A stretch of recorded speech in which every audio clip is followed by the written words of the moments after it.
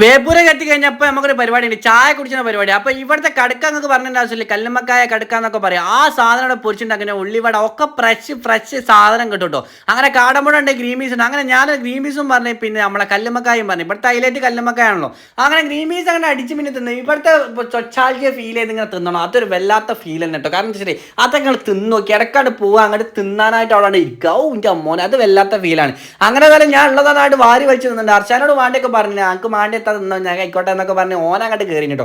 അങ്ങനെ കാര്യം ഞാൻ അങ്ങനെ തിന്നുന്നുണ്ട്. എനിക്ക് എന്താ വെച്ചാൽ ഇതൊക്കെ ഭയങ്കര രസമാണ്. പിന്നെ ആ ചായയും കൂട്ടിയിട്ട് അങ്ങനെ തിന്നും. അർച്ചാ അത് അങ്ങോട്ട് തിന്നിട്ട് ഇങ്ങോട്ട് തിന്നിട്ടോ, തിന്നണ കാര്യത്തിൽ ഒരു കോംപ്രമൈസും ഇല്ല. പിന്നെ ചായ നല്ല അടിപൊളി ചായയും വേറെ വെറൈറ്റി ലെവലാട്ടോ. കാരണം അവിടെ പോയുള്ള ആ ഫീലാണ്, എല്ലാ സാധനത്തിൻ്റെ ടേസ്റ്റ് കൊണ്ടല്ലോ കേട്ടോ. ആ ഒരു ഫീലായിട്ട് ഇങ്ങനെ ആ കാറ്റും കൊണ്ടിട്ട് ആ കാറ്റിങ്ങനെ മൊത്തടിച്ചുകൊണ്ടുള്ള ഫീൽ ഉണ്ടല്ലോ, ആ അവിടെ തിന്നുമ്പോണ്ടല്ലോ വല്ലാത്ത സുഖാന്ന് പറഞ്ഞില്ലേ. അങ്ങനെ ഗ്രീമീസ് തിന്നിട്ട് ഞാൻ പിന്നെ വീഡിയോ ഓൺ എടുത്ത് കൊടുത്തേക്ക് തിന്നോ എന്നൊക്കെ പറഞ്ഞു. ആ സംഭവം പൊളിയാണ്, ആ കുഴപ്പമൊന്നുമില്ല, എനിക്ക് ഭയങ്കരമായിട്ട് ഇഷ്ടപ്പെട്ടു എന്നൊക്കെ പറഞ്ഞു.